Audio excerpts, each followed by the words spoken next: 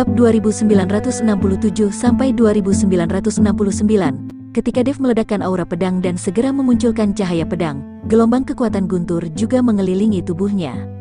Busur listrik berderak, dan Dev terlihat seperti manusia listrik. Melihat ini, lelaki tua itu tidak bisa menahan cemberut. Saat dia hendak mengatakan sesuatu, tiba-tiba Dev sudah ada di depannya dan menebasnya dengan pedang. Cahaya pedang diikuti kilatan petir menuju ke arah lelaki tua itu. Seorang kultivator kelas 4 di alam tubuh komposit, kenapa bisa memiliki kekuatan dan kecepatan seperti ini? Pria tua itu menjadi pucat karena terkejut. Pedang melintas di tubuh lelaki tua itu, dan lelaki tua itu menghilang perlahan. Di saat yang sama, istana itu juga menghilang, namun Dev masih berada dalam kabut putih. Mungkinkah itu semua adalah halusinasi belaka? Dev melihat sekeliling dan merasa sangat terkejut. Karena ketika Dev melihat lelaki tua di pondok jerami, dia merasa sangat nyata. Tapi ketika istana muncul, Dev sudah menyadari bahwa itu adalah susunan formasi. Sekarang dia masih dalam kabut putih, dan seolah dia belum melakukan apapun. Tidak, ini tidak mungkin halusinasi. Dev buru-buru membuka cincin penyimpanan. Saat ini, di dalam cincin penyimpanan, terdapat latihan rahasia dan beberapa harta karun, yang membuktikan bahwa ketika dia melihat lelaki tua di pondok jerami tadi, itu bukanlah halusinasi. Dev ingin melanjutkan berjalan ke depan, tetapi dia ragu sejenak, karena pada saat ini, dia ingat nasihat yang dikatakan lelaki tua. Orang tua itu memberitahu Dev untuk tidak serakah setelah mendapatkan buku latihan dan harta karun. Tetapi jika dia tidak melanjutkan, dia tidak akan bisa mendapatkan pil jiwa es. Setelah ragu sejenak, Dev memutuskan untuk melanjutkan. Setelah bergerak maju beberapa saat, kabut putih mulai menghilang, dan Dev melihat Jiun, Gao Qisheng dan yang lainnya bersama-sama, dan mereka terlihat sangat cemas. Melihat Dev keluar, Gao Qisheng bergegas maju dan berkata, "Tuan Dev, mengapa Anda keluar begitu lama? Kami sudah lama menunggu Anda dari tadi." "Tadi Anda menghilang, apakah Anda tidak mendengar ketika saya berteriak memanggil Anda tadi?" Ji Yun juga bertanya.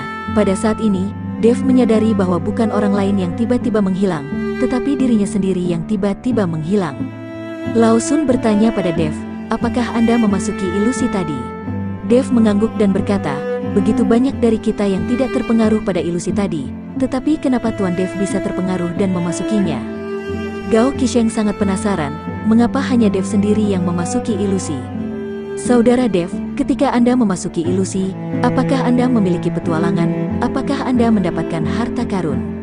Lao Kong mendekat dan bertanya dengan rasa ingin tahu. Dev menggelengkan kepalanya. Dia tidak mengatakan yang sebenarnya tentang buku latihan tubuh kuno dan harta yang dia dapatkan.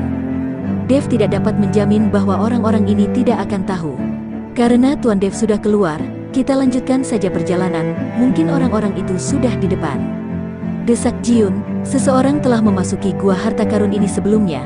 Jika mereka tidak mempercepat langkah mereka, mereka bahkan mungkin tidak akan memiliki rambut yang tersisa. Setelah sekelompok orang berjalan di sepanjang lembah untuk jarak tertentu, mereka menemukan bahwa tidak jauh, ada sebuah pusaran terus berputar, yang seakan-akan mengisolasi mereka dari lembah yang ada di depan mereka. Selain itu, karena adanya pusaran ini, mereka sama sekali tidak dapat melihat apapun yang ada di balik lembah itu.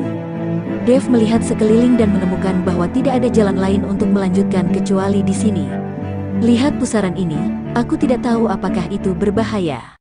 Lao Sun melihat pusaran di depannya dan berkata, "Pusaran ini tingginya hanya 10 kaki, kita hanya perlu melompatinya."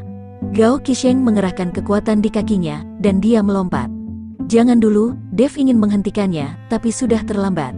Gao Qisheng melompat dan terbang di atas pusaran, tetapi tepat ketika Gao Qisheng mencapai di atas pusaran, tiba-tiba ada kekuatan hisap yang sangat besar menghisap tubuhnya. Gao Qisheng bahkan tidak punya waktu untuk bereaksi, dan dia menghilang begitu saja ke dalam pusaran.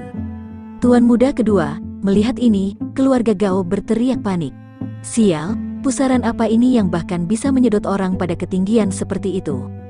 Jiun sedikit takut saat melihat ini, yang lain juga cukup terkejut, mereka tidak menyangka pusaran ini begitu kuat. Dev mendekati pusaran itu, mengamatinya dengan hati-hati, lalu berjalan di sekitar pusaran itu pelan-pelan. "Tuan Dev," melihat ini, Jiun buru-buru berteriak, "Jangan khawatir, tidak apa-apa, pusaran ini hanyalah susunan teleportasi kecil, tidak akan terjadi apa-apa."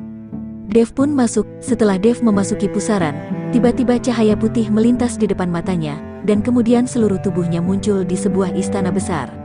Melihat istana di depannya, Dev merasa sangat akrab, karena dia telah melihatnya dalam ilusi. Memang benar istana ini jauh lebih besar dan lebih megah daripada yang dilihatnya dalam ilusi sebelumnya. Tuan Dev, Gao Qisheng melihat Dev dan bergegas menghampirinya.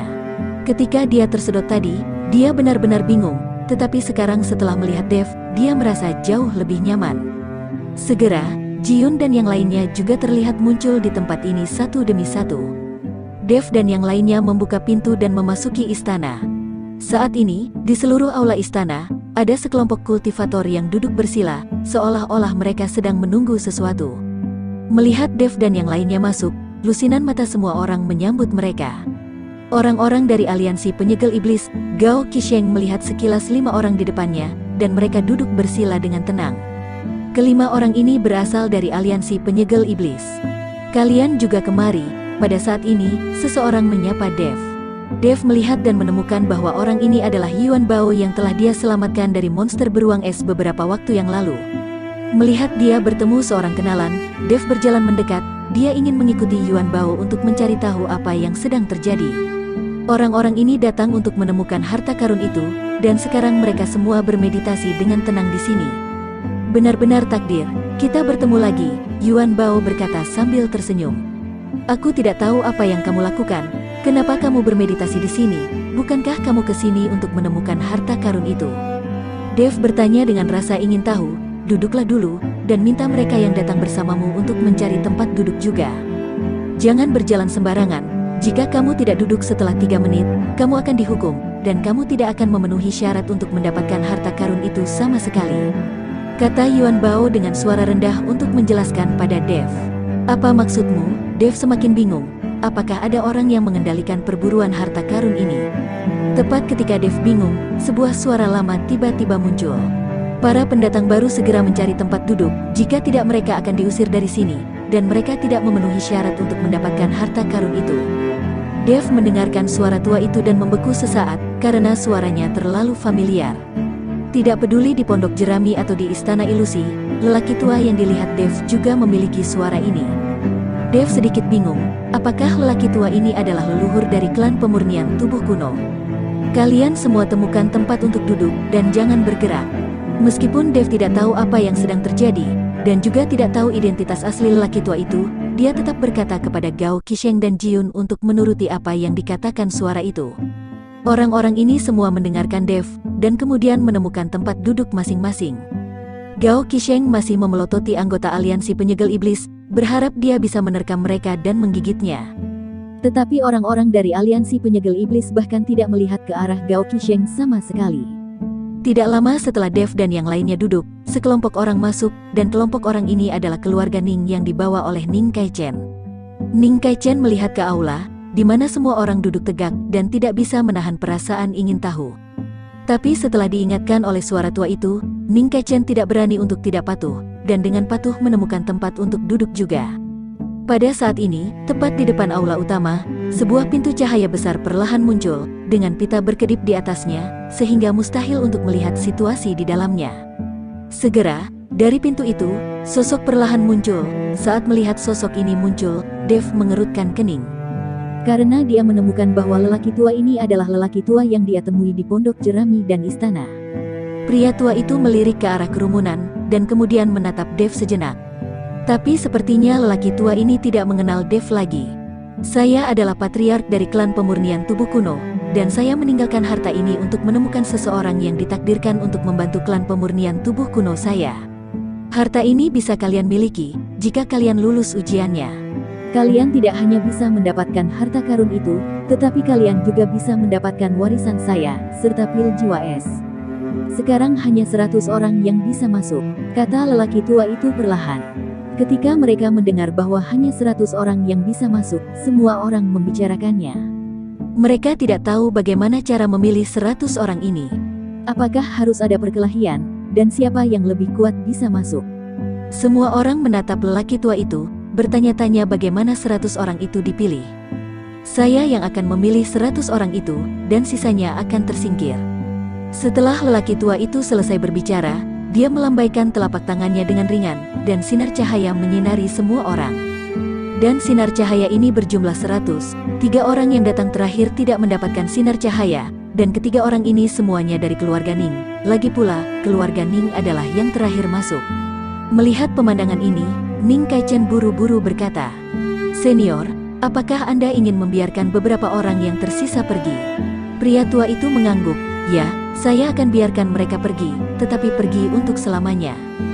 Setelah pria tua itu selesai berbicara, ledakan kekuatan spiritual langsung keluar dari tubuh lelaki tua itu. Kekuatan spiritual ini sepertinya memiliki mata, dan langsung menembus tubuh ketiga anggota keluarga Ning.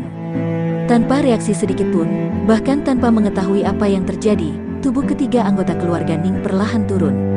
Segera setelah itu, tubuhnya perlahan menghilang. Melihat ini, Ning Kaichen mengerutkan kening, dan ada sedikit kemarahan di matanya. Ini adalah anggota keluarga Ningnya, dan lelaki tua itu membunuhnya begitu saja.